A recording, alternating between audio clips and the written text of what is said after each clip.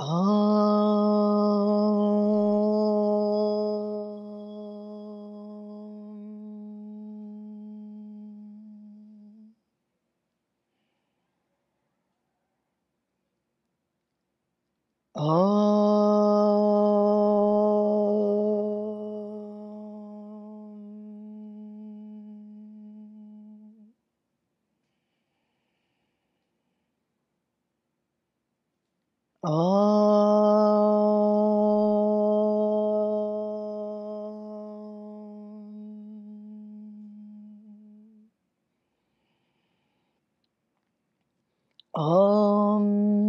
Sahana Vavatu Sahano Bhunaktu Sahaviryam Karavavahe Tejasvinavaditamastu Ma Vidvishavahe.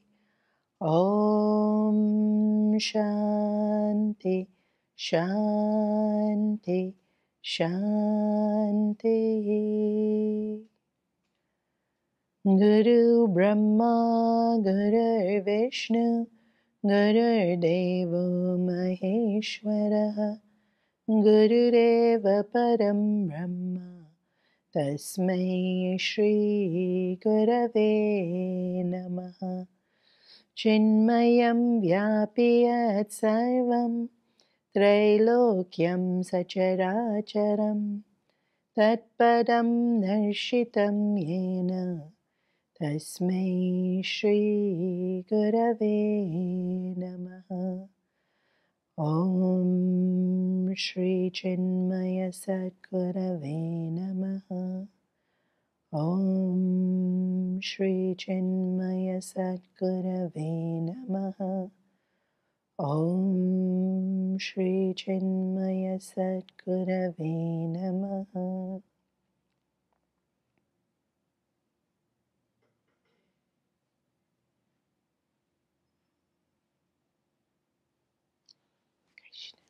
Okay, so parenting.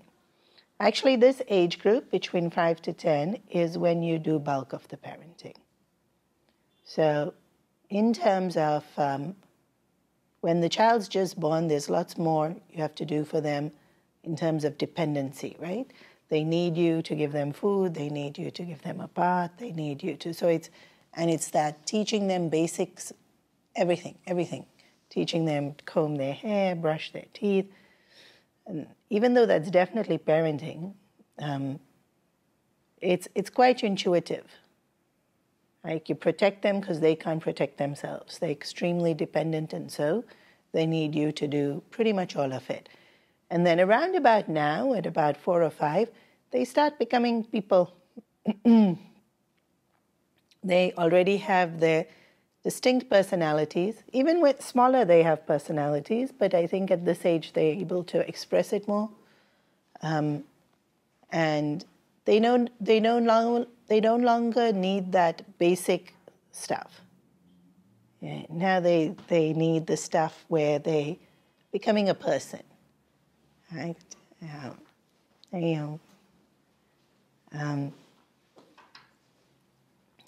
Come. So,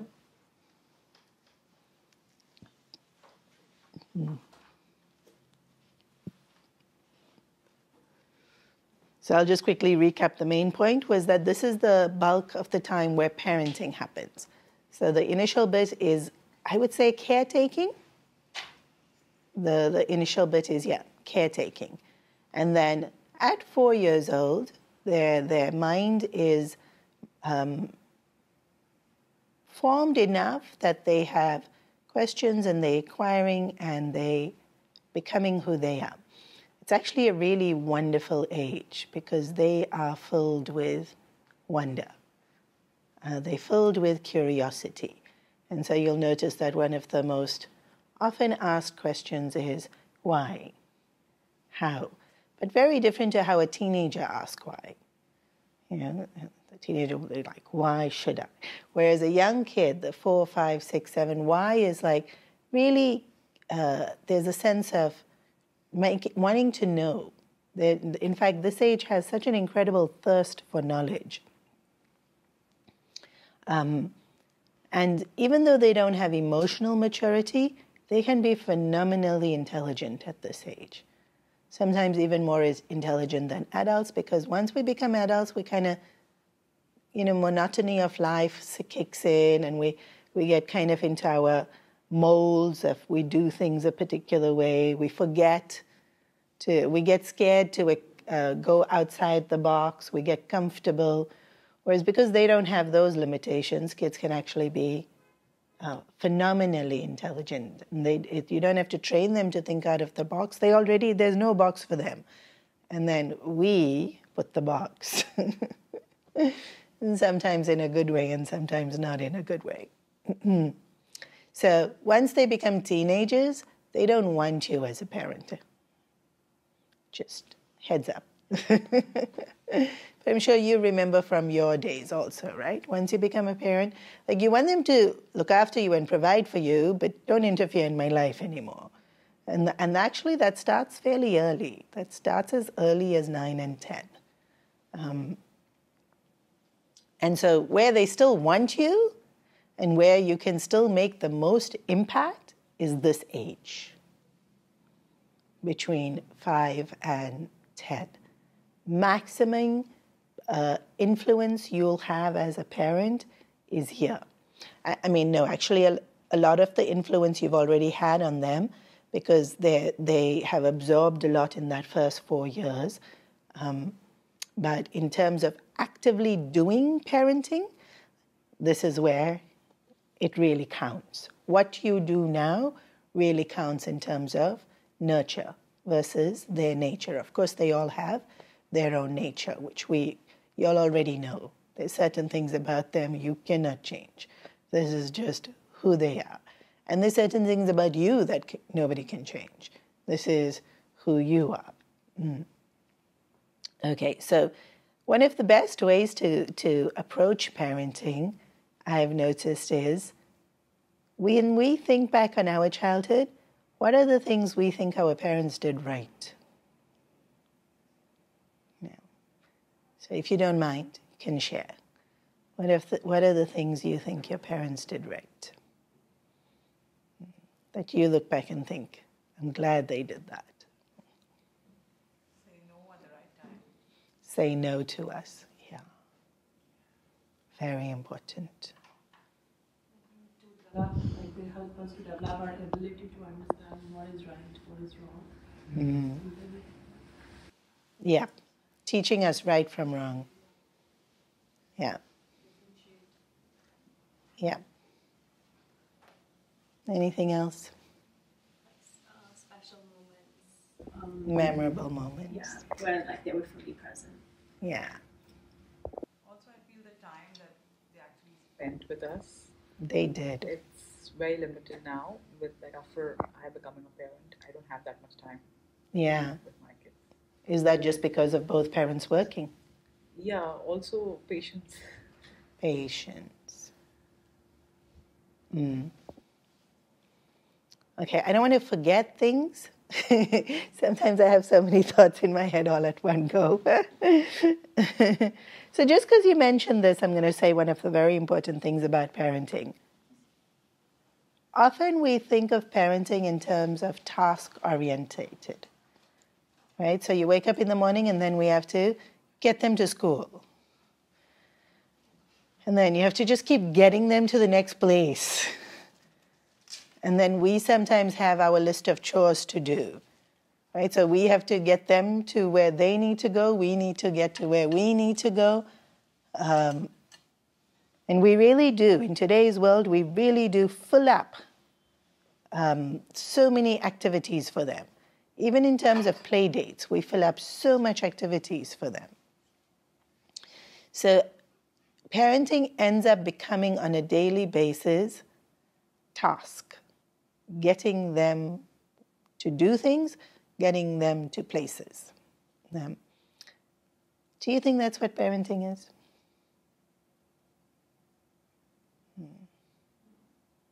What do you think parenting is? I know you're shy to answer, but this will only help if you all think. I mean, I can tell you everything I know, and I promise you I'm going to tell you everything I know. But if you think for yourselves, and even if I know where you're at, it helps me to present it in a way that's more useful for you. What do you think parenting is? I think it's like creating an environment that like where they can grow and develop to the best that they can be. Very nice. I think at this point, a lot of it is guidance. Guidance. Yeah, because a lot of times they have a mind of their own. And Yeah. now I think parents in this generation have learned to respect them Yeah. having a mind of their own. Yeah, this new thing Yeah. of respecting them having a mind of their own. Now, I don't know if I fully agree with it, as you can tell. Yeah. There's a lot of pressure for that, A lot yes. of pressure for that, and a lot of pressure not to impose. Impose. Yeah. Because I think growing up, a lot of imposing was done in our childhood. And trying not to impose that onto them now because it doesn't work. I don't know about it not working, but yes, that's definitely the new trend in parenting. And parenting goes through phases, huh? Literally, you'll be surprised. You wouldn't think so, but there's fashions in parenting style. Yeah, and right now that is the fashion in parenting style. Every child's different. Style of parenting. You have to, yeah, it's true. Yeah, but there is a fashion in how we parent our kids.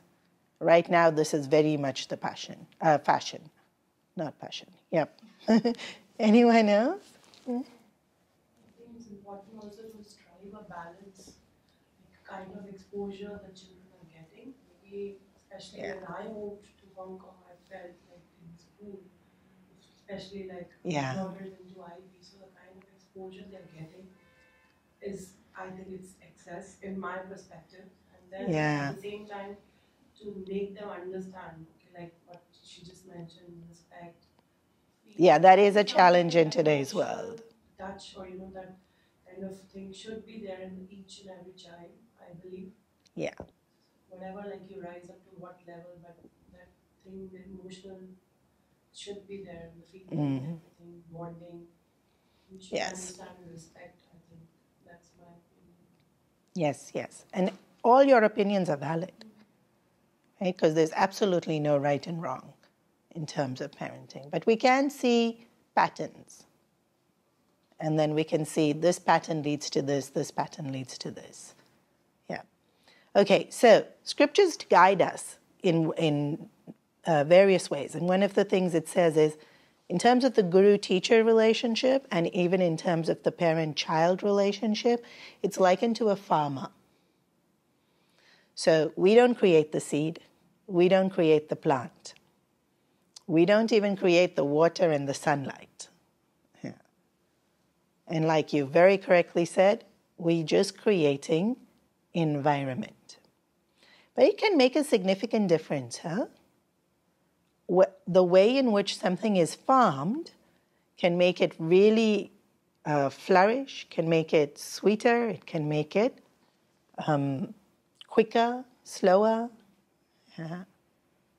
And then, of course, even if you just leave it, in the wild, plenty things grow.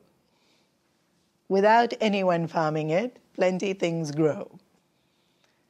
Which is also nice to know as a parent. Right. But when we are farming, when we want something specific, or when we're given the duty and when we're given the responsibility of it, the actual plant is going to grow. Like it's in a way we need to keep reminding ourselves that, because it takes away a lot of the pressure. It's going to grow. And then what is exactly the journey of parenting, or what is exactly the journey of in terms of guru? Because it's not very specific. There is very specific for parent. It's very specific for guru. But more in terms of our culture, you've seen that like adult generation parents younger generation. there was a lot of sense of community with aunts and uncles and neighbors and everyone getting involved. And unfortunately, that's gone, because it has immense benefit for the child to have many people in their lives. Because like you said, each kid is different and each parent is different and personality types. And at this age group, as I've also already mentioned, they're so curious and they're so able to learn. And so the more we give, actually they will get what they need from it. But if it's just me, I'm going to give only what I have. And there's going to be so much more that they need.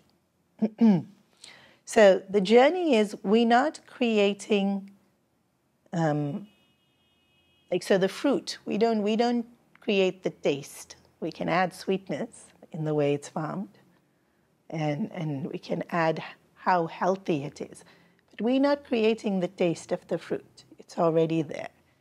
So too in the child. We're not creating the personality, but we can add sweetness in the way the farming is done, can add health and sweetness. And here the health, physical health, of course, as parents, y'all will do that very, very naturally. And I've already mentioned that's that caretaking stage, that first early stage of their childhood.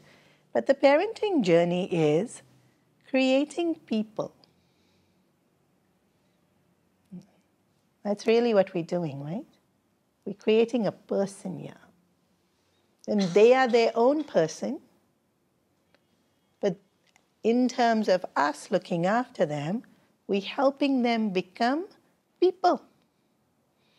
And so if you go back to task-orientated, do this, do that, by this time, do this, by this time, get this done. And then we spend so much of our energy on the back and forth of.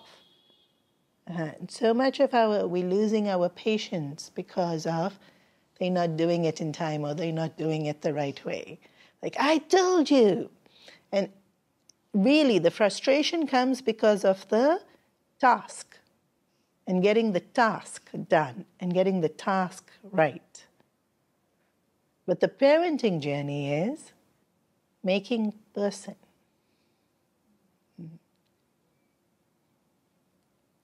And so, actually less important about the task, Of course, you do have to get them to school and you do have to get them for places. But if we remember that the importance of getting the task right versus the importance of making a person the kind of person we want. Yeah. Now again, they already have their personalities. What we're doing is making sure that personality has essential characteristics that is needed for their own happiness and their long-term well-being. And even though it's counterintuitive, to make sure for their long-term well-being and their happiness, what we need to give them is discipline. Because if you think about it, how do we become happy? When we're successful. When we're able to maintain relationships. How do we maintain relationships with each other? We need so many things. We need understanding. We need the ability to accept, the ability to forgive. But before even all of that, we need the strength to turn up and contribute to this relationship. To work towards relationship. Every relationship is work. I mean, probably their only relationship where they don't have to work is you. You're going to be there for them no matter what. Just like our parents were there for us no matter what. But every other relationship is work. You married, so you know marriage is work. Friends, you have to maintain. Neighbors, you have to maintain. Even extended family, your parents accept you. But how close you are to cousins is if you maintain.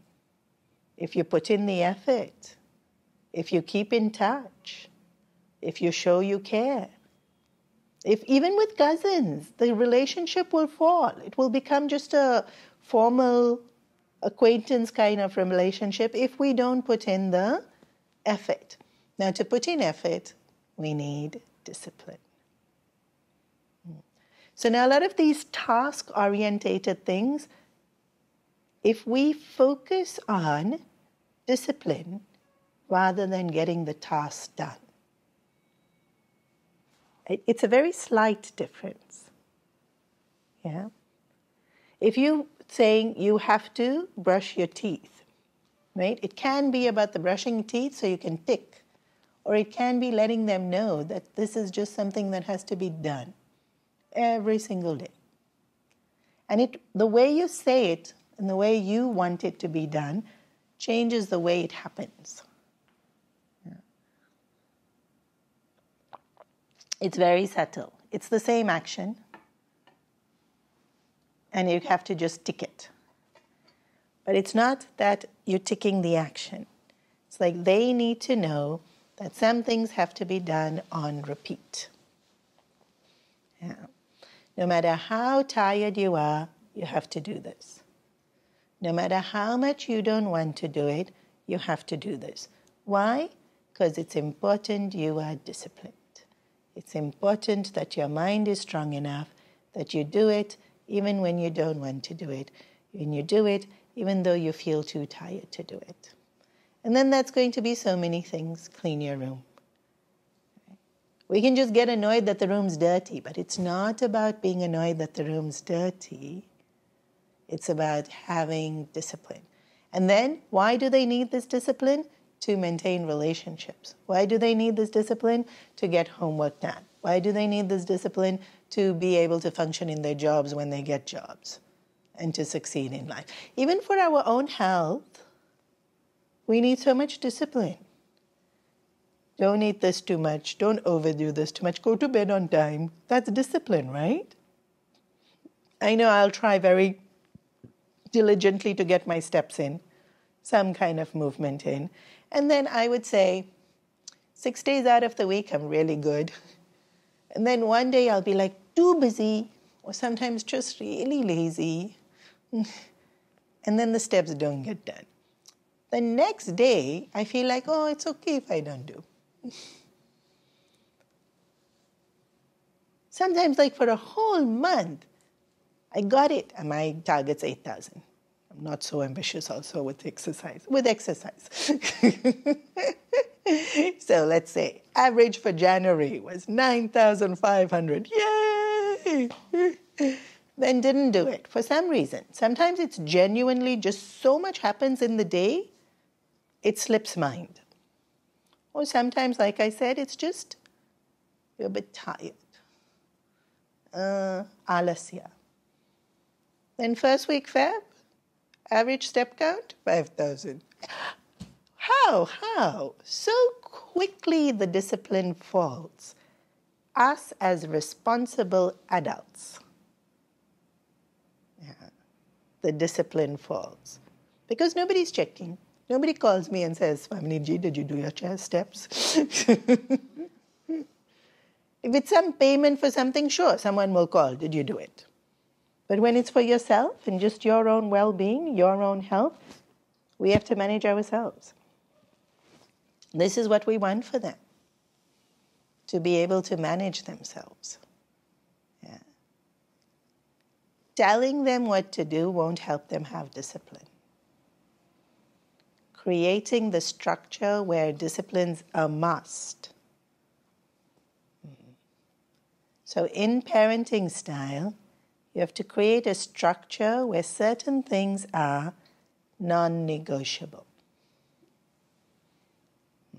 Which is why I'm saying that I'm not so totally comfortable with this new fashion of parenting, of accept who they are, let them just be. Because it's absolutely true. Plant will grow in the forest with nobody looking after them. Just leave them, they will grow to who they want to be. But that they Sometimes doesn't always work. Sometimes works, sometimes doesn't work. Everything is growing in the forest, right? Even weeds are growing very abundantly in the forest. Right? So, we don't want the kid to grow like a weed. We want the kid to grow like a plant, and one that is nutritious and or beautiful. Ideally both. So just letting them do what they want. One, they don't have the intelligence. They have intelligence to know things, to think things. They don't have the intelligence of experience to know the consequence of things. Yeah. Two, they don't have maturity. Yet, even though you might say, my kid's it's an old soul, and your kid might be an old soul.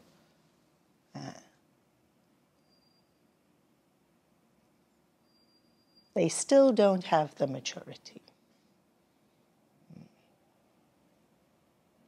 So, after they become teenagers, most parents suddenly want to parent their kids because they can see, oops, they're not disciplined, they're not respectful, they're not this, they're not that, and then they come running, tell me how to make them. You can't. At teenage, you can't. When can you do it? Now. The only time you can do it is now. Between the age of 5 and 10. You can create structure to make sure they have discipline. You create structure so that they have respect. Something small. I'll give you an example of something small. When you were growing up, if you met Auntie G, Uncle G, did you say hello? 100% you said hello. If they spoke to you, did you reply? 100% you replied. Everyone my generation and older. Today's kids say hello? And we let it be after 1 or 2 times. If auntie speaks to them, uncle speaks to them, do they reply? Sometimes they kick, don't talk to me. Why are we allowing this? Will they learn respect? How did we learn respect? We had to say hello, right? It was non-negotiable. I have a question. How to make it non-negotiable? No. When they say, you forced me to. Yes. So what do I say? Yes, I did. Yes, I did. I forced you to, because I know better. When you are big, you can make all your decisions. I often get this. It's my choice. No, it's not. Force me to. No, it's not your choice. No, it's not your choice. Who told you it was your choice? Sometimes what happens, the way they are taught in school. Yes. But that's your teacher. I'm your mom, you at home, we follow these rules. But in school they're given choices. And at home sometimes we try to tell them what to do and then they're like, why are you telling me? I'm the one who can decide what I want to do. The influence, right? So if You know what? something, but the influence. I understand, but I'm going to say something. I'm sorry if it's very blunt and mean. Why are you all scared of your kids? I cannot for the life of me understand why parents are scared of their kids. That is not the natural order of things, people. The natural order is they should be scared of you, but they're not. They're not scared of you. Do you know why they're not scared of you? Because you are scared of them. Are you a good parent if you're scared of your kid? Y'all are beautiful parents. Y'all are absolutely beautiful people doing the very best you can.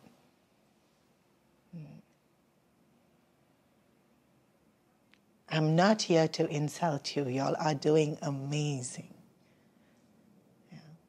It's a question for you to reflect on. Can you be a good parent if you are scared of your kid? And what exactly are you scared of? This is also important. One, you're scared of what they will say about you to everybody else, which makes you look bad.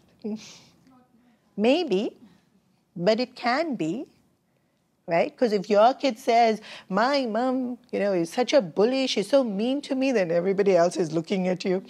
But actually, no other parent will look at you. Every other parent will be sympathetic to you. But sometimes it's overwhelming if your kid says something nasty about you to their teacher, or if they say something nasty about you to your in-laws, or if they say nothing. It can be horrifying. Secondly, you're scared that they're not going to like you. Something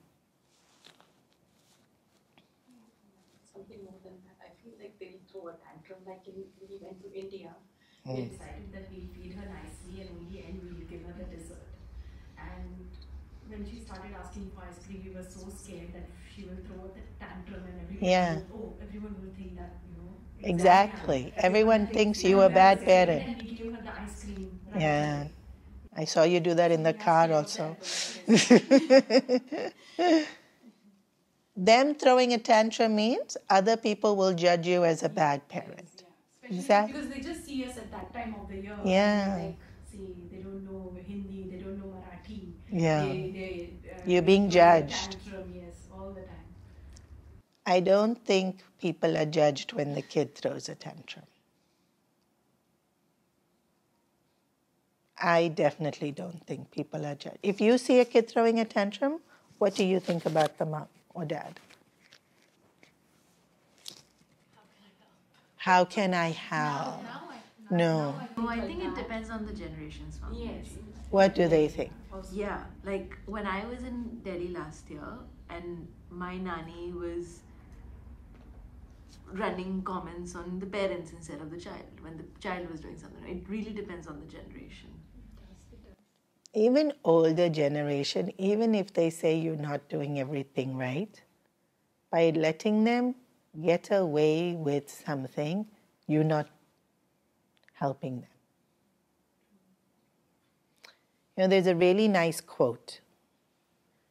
What we give our kids does not spoil them.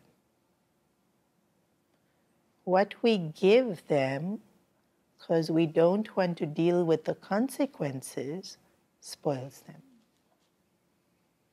What we give them to make our lives convenient spoils them. So, sorry to use your example. Giving them ice cream doesn't spoil them. Giving them ice cream so they don't tantrum, 100% spoils them. It makes them more zid. Because you see, unfortunately, all of us, every single human being on this planet, we want power. All of us. Right? All of us want happiness, all of us want freedom, and all of us want power. So now you let them have that power over you. You think they want to give it back to you? It's just a natural thing, right? Once you give somebody power, they're not going to want to give it away. So at this age, and they're still young enough, don't give them that power. Not that power. You give them power to do things on their own. In fact, when I asked y'all, what is the qualities that you think your parents did really right? The number of times today I close my eyes and I thank God and I thank my father for making me independent. My generation have just turned 50. Not so common that women were made independent. But my father was very progressive in his thinking. Both my sister and I were made very independent. Today when I have to do something, I have to take 100 kids away on a Bal Vihar camp. And it doesn't stress me. It doesn't scare me. Why? I close my eyes and I thank my father. And I thank God for giving me such a father. If you want to give them power, give them the power to make them independent. Which in Hong Kong is tricky because you'll have drivers, helpers. Yeah. So we're constantly doing things for them. We ourselves are very dependent. We can try. We can still try. I'll tell you trends. Your average 4-year-old in Australia can tie their shoes in no time. Like a normal person, put their shoes on. Your average 4-year-old in Hong Kong,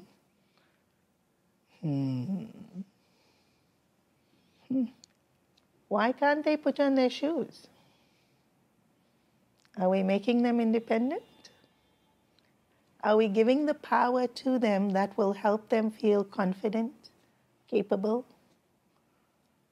But we give them power to demand things that are not good for them. Please give them power. Because I started with saying all of us want power. Yeah. So give them power because we know they want it. What kind of power should we give them? That power that will help them be responsible, healthy people. If I learn power to do for myself, to pick myself up, to be efficient, it's training me for success in career, success in relationship. If I've learned power, take what I want, what does that do to me in relationships? Y'all can see the difference, right? So remember, we're creating people, not getting task done. They should eat, done. They should get put to bed, done. Yeah. No, that's not what we're doing as parents. We're creating people. Yeah. And so, even if other people are going to judge, how long will that judgment be? Even your own kids judge. How long? When we were kids, did we think our parents were doing a great job? I definitely didn't. I had so many comments about you do this and you do that and you and everybody else's mother is like this and everybody else can do this, and which wasn't true, but in our own heads. Today, I think I apologize every couple of months. Sorry, I said all of that.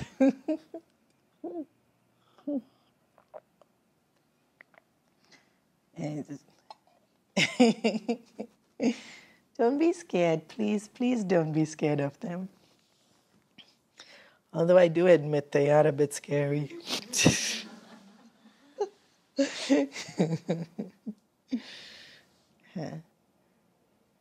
And the other thing is, as parents, hold on to your power.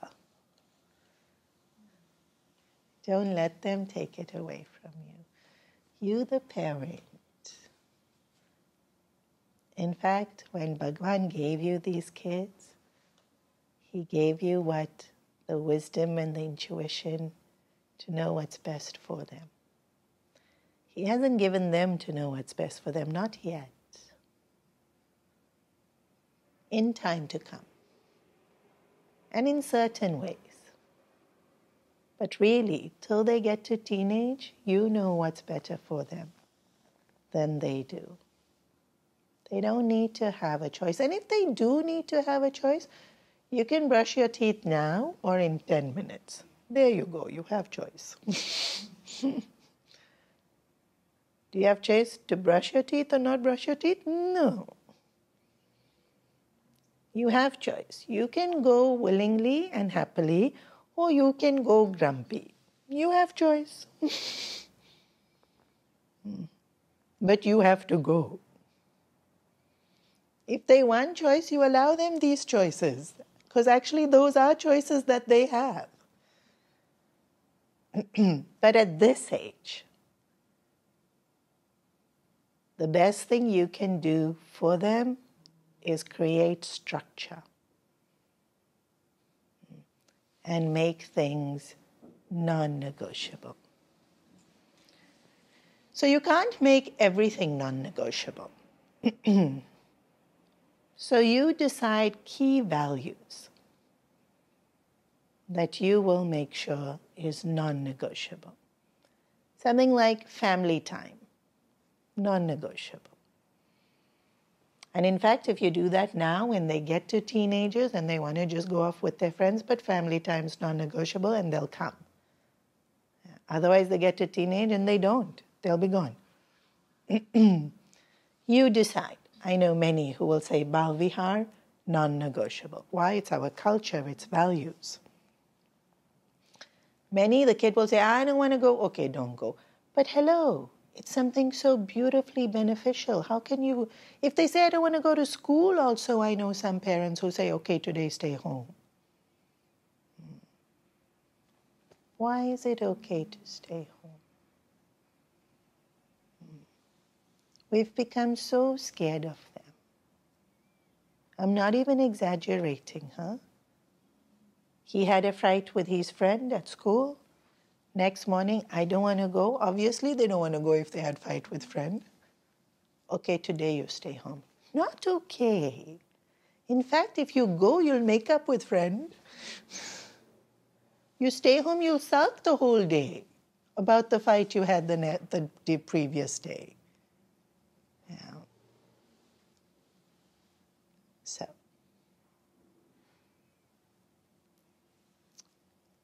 tonight, tomorrow, but very soon, take a time out from everything you're doing and think about what you think is non-negotiable. And then start implementing it from now itself. Just like you would not let them hurt themselves physically, don't let them hurt themselves emotionally.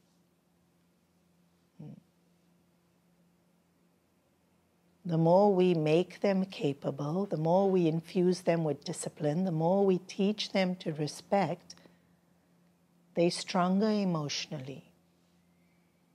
Today we have so many mental health issues. Why? Not strong enough to be disciplined.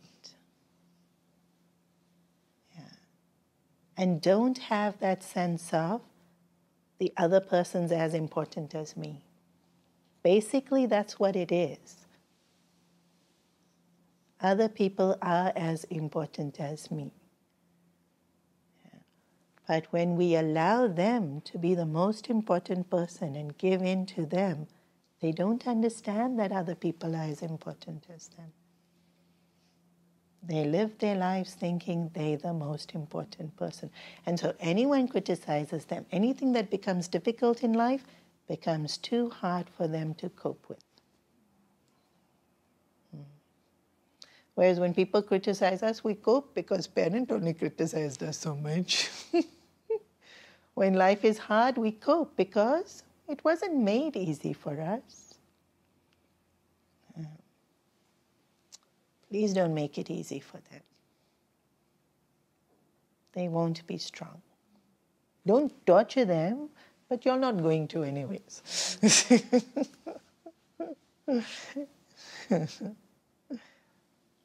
So, what did our parents give us that is our greatest wealth? Virtues, values, sense of belonging. Right? Safety of knowing they always there. But not dependency on them. What's the best thing we can give our kids? Virtues, values. Yeah. Make them safe, but not dependent. And so, figure out how in your daily task you incorporate discipline. And some parents are super efficient with discipline. Yeah. Sometimes too much. Yeah. But also make sure you incorporate how they learn respect. Yeah. And some amount of responsibility. Now they're young, they don't have to be responsible, but give it to them anyways. Make them responsible for whatever, from 5, like below 5 you cannot, but from 5 onwards, make them responsible for a certain amount of things. Yeah. So if they don't look after something and it's broken, do not replace it. If they lose something, don't replace it.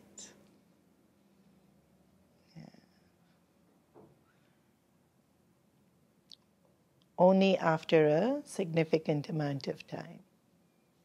Then they learn responsibility for their own things. For short periods of time, make them responsible. Maybe if they, you can't make them responsible for long. For this period of time, be responsible for. Yeah. Holding this, doing this. So it doesn't have to be long. It can be short periods of time. Even you in the supermarket, you in charge of reminding me I have to pick up X, Y, Z. It's giving them responsibility. Yeah. Helping them become capable. And in fact, they love, They love being helpful. They love doing things. And even though they might not look like on the surface that they like structure and they like discipline, they do. We have seen as teachers, if as a teacher the class has lots of games and less discipline, the kids stop coming.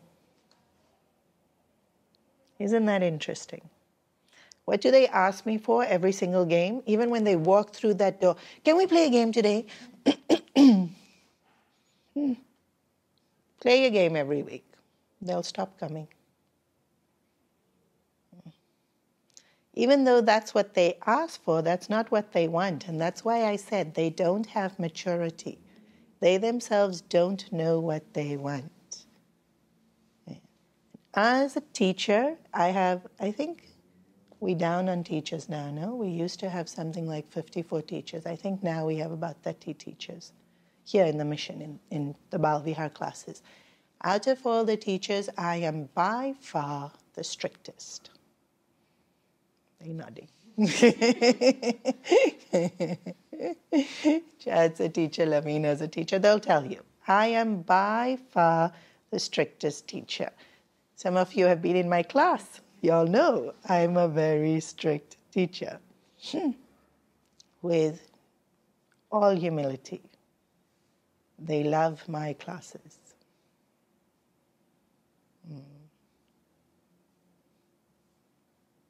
The kids. Parents will love that I am teaching their kids. They'll feel the kid is blessed. But the kid loves my classes. I'm strict. Shouldn't they like the teacher who's not strict?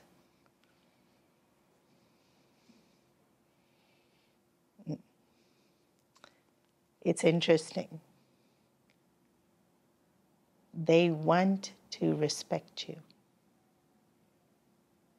If you give in to them and you give them the power, they can't respect you. They will always 100% love you. But with all things, respect is earned. Even for us, right? Respect is earned. Yeah. As their parents at this age, they will respect. But in time, like today, how much I adore that my father made me independent, that he made us disciplined.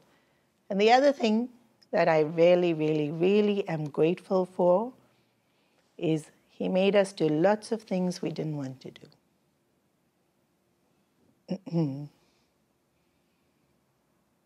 I think it was in the 80s. Shows how old I am. He made us go for yoga. Yoga was not popular in the 80s, huh? Olivia Newton-John and aerobics were popular in the 80s. You were like a weirdo if you did yoga in the 80s. It's like those Dari-walas, mountain people who did yoga in the 80s. Everything was aerobics and dance in the 80s. He dragged us every week for yoga with a Dari-wala doing the class for us. Uncle G and Auntie G. It was a couple. When I joined the ashram, everything I had learned, I knew what stretches to do to keep myself healthy. Again, I'll call and say, thank you. He made us do so many things we didn't want to do. And he made us do so many things. Please don't let your kids only do the things they want to do. Please make sure they do lots of things. Please make sure they do the things that are good for them. Make it non-negotiable. Why? Because you, the parent. Do they need a choice? No. Very soon they'll become teenagers and then you won't have choice.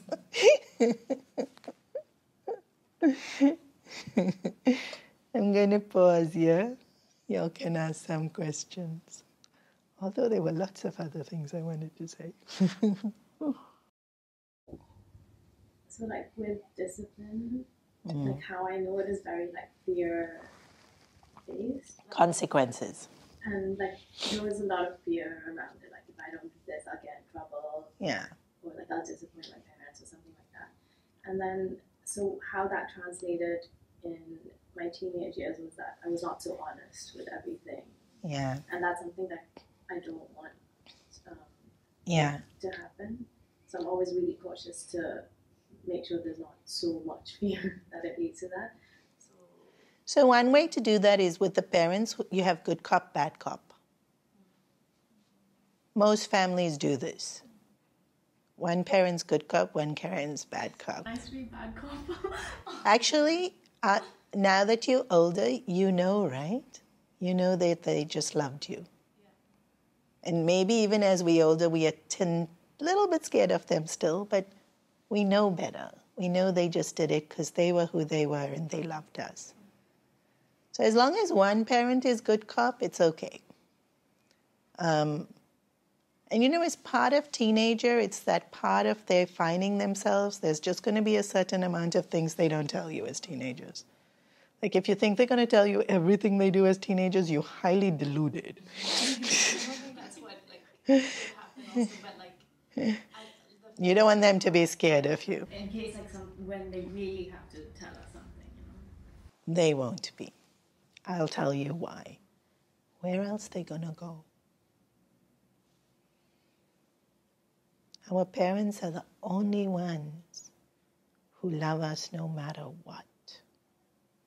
Where else will they go?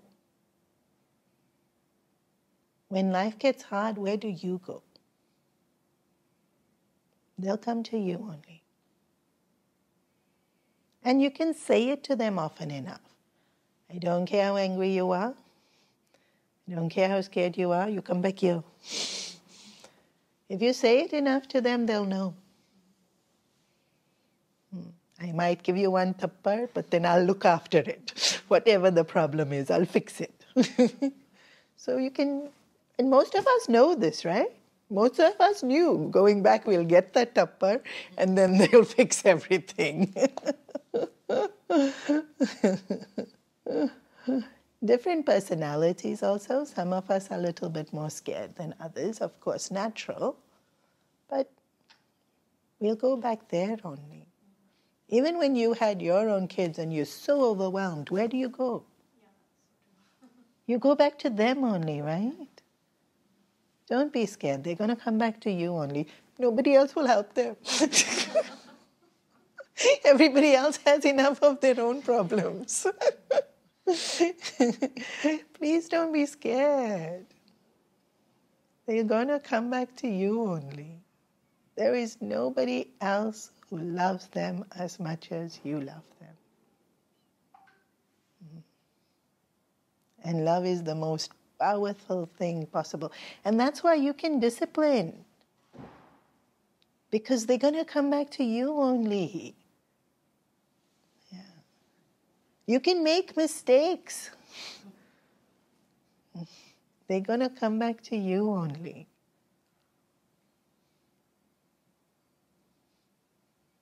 Nobody else loves them the way you love them. Even your spouses don't love you as much as your parents loved you. Even though they love you, hopefully. It's not the same, right? It's not that same unconditional acceptance, you're just mine. You have to work to making spouse mine. After some time, most get there. With parents, it's immediate, that feeling of mine. They'll come to you only. But also, with disciplining, it doesn't have to be fear. It can just be consequences. We had fear because our parents little bit hit. But today y'all wouldn't dare.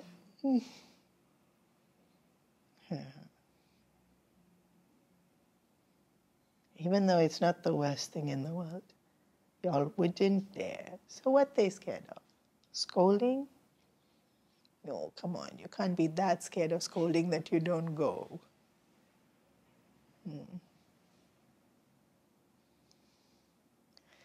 And it doesn't even have to be scolding. If you're really scared that they are timid and they won't come to you, just consequence, which you say with a very neutral voice. Right? If you've done this, this is the consequence. And when they come to you, be like, oh, you know the consequence. That's not screaming. That's not inducing fear. But see that the consequence happens. So...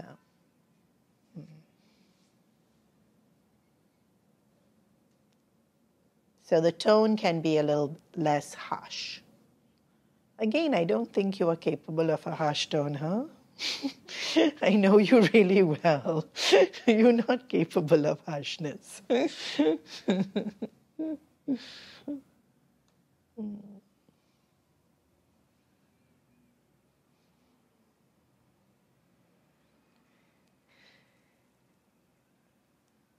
Any other questions? Sometimes my elder one, she behaves in a very disciplined way when I'm not around. Like today, I left the house at 7, and she She woke up, she went straight to brush her Yeah, teeth. they're nicer when you're not She around. took her breakfast and then dressed up for school and left. But if I'm there, I have to tell her 1,000 times to brush her teeth. So my auntie told me, ma'am, if you're not there in the house, there is no problem. Yeah, it's true.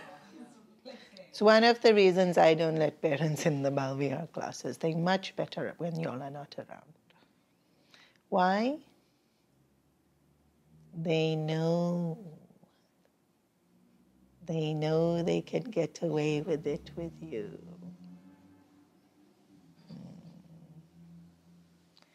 And actually, this is proof that they want discipline, they want structure, they want to be capable. Some karmic bond that they want to just make you miserable, you make them miserable. When you attached, the more attached you are, the more this happens. So, if we don't give in to them, they fine, right? Because when we're not around, they fine. In fact, they happier. Because they bugging you, whining, they're not so happy. It's this power. It's this pull for power. I'll get all your attention. I'll make you do what I want you to do. Now, they're not even mature enough to know they're doing it. And it's just inbuilt. All of us want power. All of us want attention. So what can I do? Like if I'm present and still I want her to do whatever she did today. So how do I change myself tomorrow? So firstly, you have to become really strong. To not give the attention that you're giving now.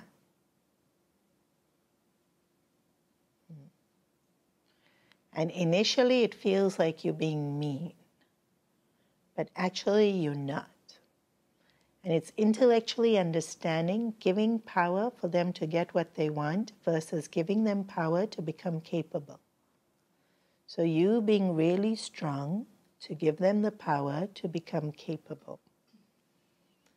And so this detaching is very important. I don't need them to be a certain way. I don't need them to like me. I don't need them to treat me a certain way. Subconsciously, sometimes, not always, but sometimes, we want to be the center of their world. We want to be their most favoritist person. When we want to be the center of their world and we want to be their most favorite person, who has the power? Now, I assure you, you will be the most important person in their world. Even without you acting in a way to ensure you are. Because like I said, where will they go? Actually, you already have it. You're already the most important person in their world. You don't have to do anything to guarantee that.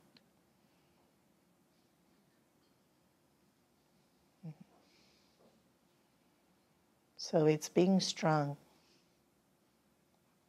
to be able to deal with them not liking you. And it will be maybe 3-4 days. If they've gotten used to it, it might be long. But if you've been doing it all the time, it'll just be very temporary. Because they're very clean. They don't hold on to things. So they'll be upset and angry with you for a few moments and then they're over it. Then they come running back to you only. Mommy, mommy, mommy, mommy, mommy. You holding on to it.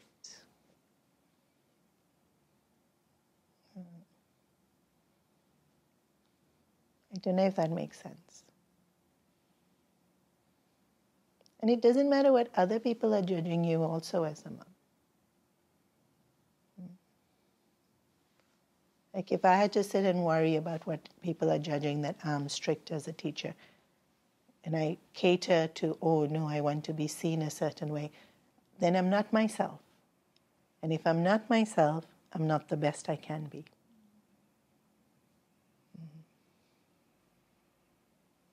I can only be the best I can be when I'm myself.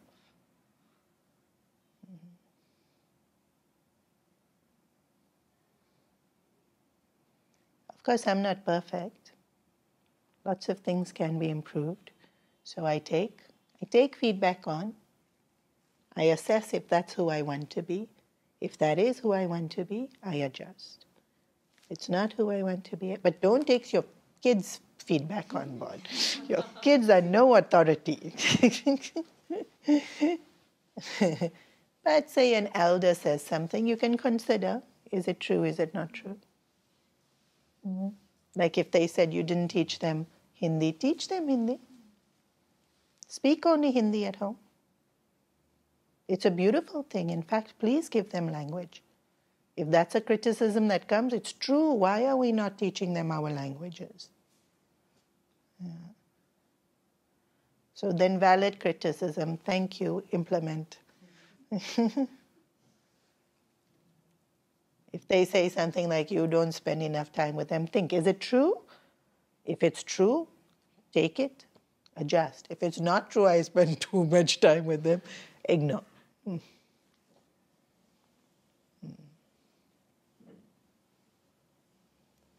a single child these days is also Yeah. adding to this kind of like the nature of what's Yeah. Why you all had only one? Unless if it's medical reasons, please have 4, 5, 6.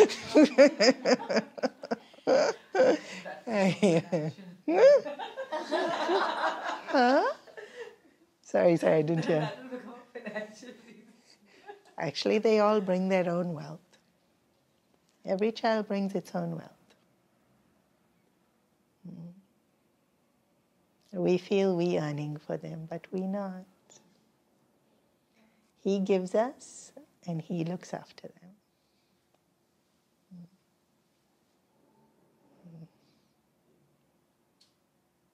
But it's true, if it's an only kid, it's harder.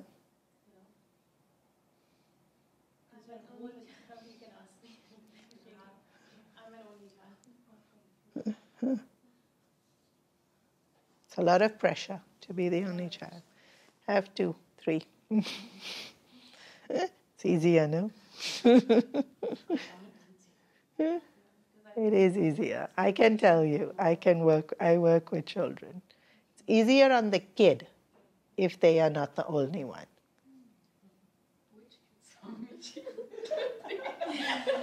If you're the only kid versus you're a kid with siblings, it's easier to be a kid with siblings. If you're an only kid, it's a lot of pressure. Actually, it's phenomenal. The minute the second one comes, somehow parents become a little bit more relaxed, and the kids also become more relaxed.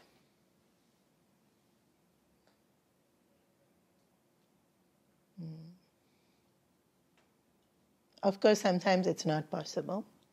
Then it's okay. Then we do the best we can. It's also not all bad. It's pretty good.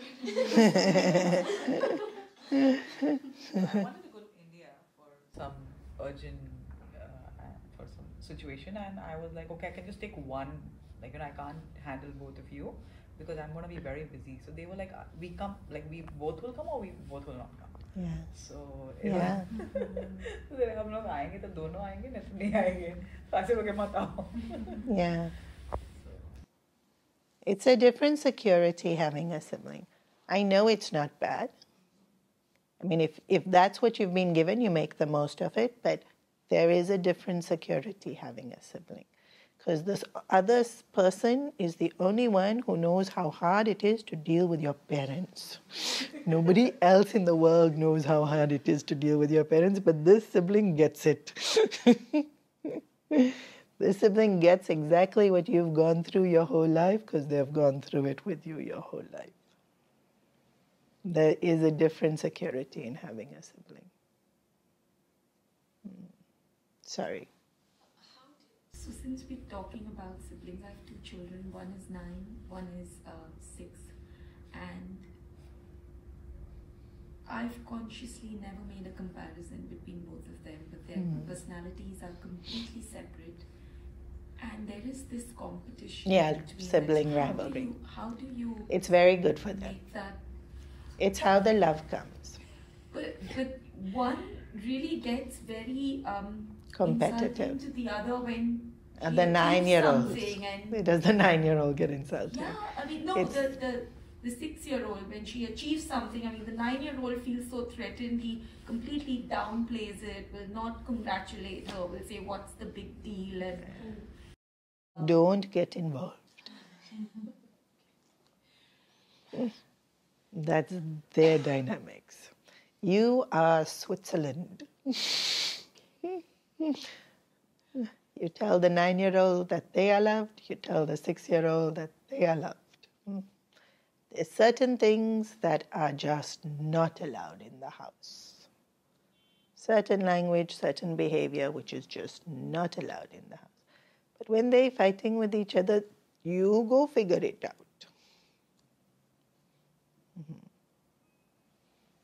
The more they fight, the more they love each other later on. Usually. Usually. Not always, but usually. Depends on the kind of fighting also.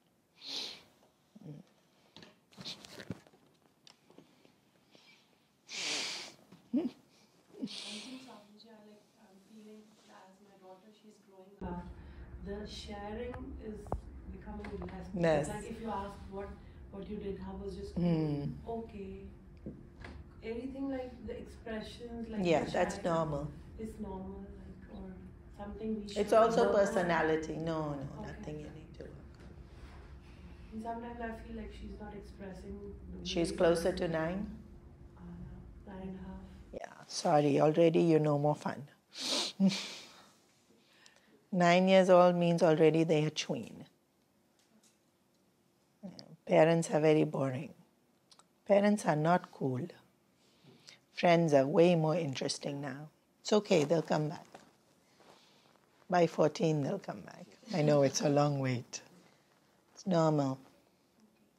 It's a phase.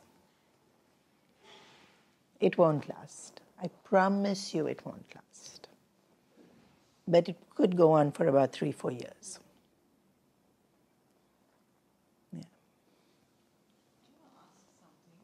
I don't know if it's right or wrong.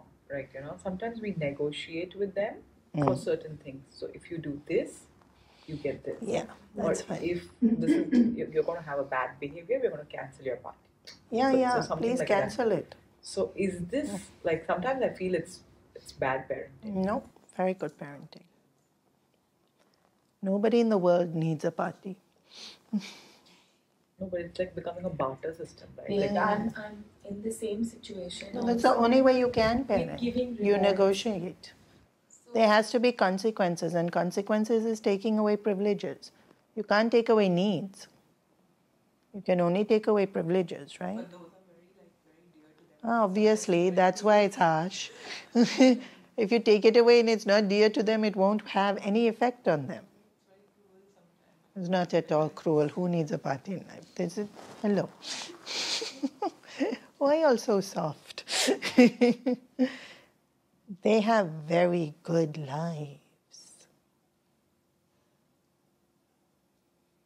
They have very good lives. But sometimes it becomes then you know that that's their soft point, and then you're playing on it. So even your conscience is telling you like you're this is wrong. No, it's not wrong. You have only till day 9. She'll tell you they start changing at 9. Make the most of it till day 9. This is really the most important. 529. It's where you make the most impact on them. So there was a situation where we had to go to a place and I started booking a taxi. And then my daughter suddenly came and she said, Mama, you're like, there were 4, 5 parents sitting, strangers, and she's like, Mama, you're always on devices. What are you doing? And this is not true. I have cut down my device time. I don't use the computer or the phone as much as I used to do because I felt that. So this was not true. Then I got into a fight, like a proper fight with her. So then after some time, some part of me was telling him, what are you doing? You're fighting with her, you should have ignored her. Some part of me was telling me because Correct. that is anyways not the truth. Correct. But then I was like, when she grows up, she will talk like this to me. But that's why I need to tell her. So there were I was in two minds and I did not know. So there's two things. They provoke to get a reaction. She got a reaction. She was successful. Ignoring her doesn't mean she'll speak like that to you. Ignoring her means she... Yeah, in that scenario. That made me feel that she will talk to me like this when she's a teenager. No, now she it won't. feels so good, like, Well, she'll talk... people were smiling, oh my God, what a smart child. She's talking to mom like this. But when she talks like this when she's a teenager... 100% she'll talk like that as teenager. Please be completely ready for it. They will insult you non-stop as teenagers. And I was telling her, in front of all of them, I was telling her, Anaika, I don't spend my time on devices. No. Can you please say sorry? No, Mama, I'm just speaking the truth. You're always on your devices. And she, instead of saying sorry, she was continuously saying you're always on your devices. So this is what I was trying to show you. When you give them power, they want power. And power is even your attention. Yeah. So I should have ignored her. In this case, giving attention to it gave her power. But I was so upset. I was like raging. They know what button to push. Yeah, exactly. They know what button to push. Because I know how much it takes to stay away from my phone. I don't watch TV, Swamini. Yeah. I have stopped watching TV. Because the moment I start watching, they won't watch. Yeah. No, you're good moms. Don't allow them to tell you otherwise. No, but sometimes, when And dad. and they will call me because they know that now because I'm at work, they will get away with whatever they want. So because That's why I said some things are non-negotiable. So should I just not answer sometimes? It gets really, because I can't focus and then I get really... No, I wouldn't say don't answer. It should be like if you call for something that's not urgent, there'll be a consequence. You're only allowed to call when it's urgent, when I'm at work. But they should be able to access you at any given point in time. Yeah. That's the only reason I always pick up the phone. I'm like, I don't know, what's the... So then you have to train them to know when to call, what to call for and what not to call for. This is that whole discipline thing, right? Teaching them, could it wait? Because our minds need to be strong to be able to wait. As kids, you want what you want when you want it then. Yeah, that becomes an emergency for them. Yeah, but that's not strong mind. That's a weak mind. This is what I'm saying. It's very important we teach them discipline.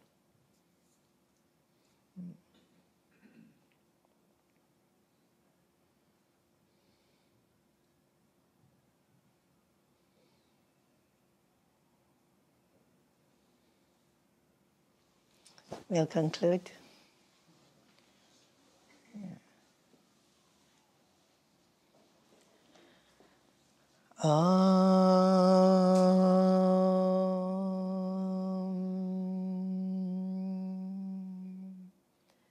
Sarve bhavantu sukhinah, sarve santu niramaya, sarve bhadrani pashyantu, ma kaschit dukha bhag bhavet, asato ma satgamaya.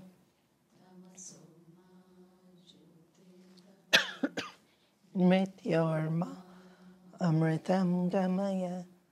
Om Purnamada Purnamidam Purnat Purnamudachyate Purnasya Purnamadaya Purnameva Vashishyate.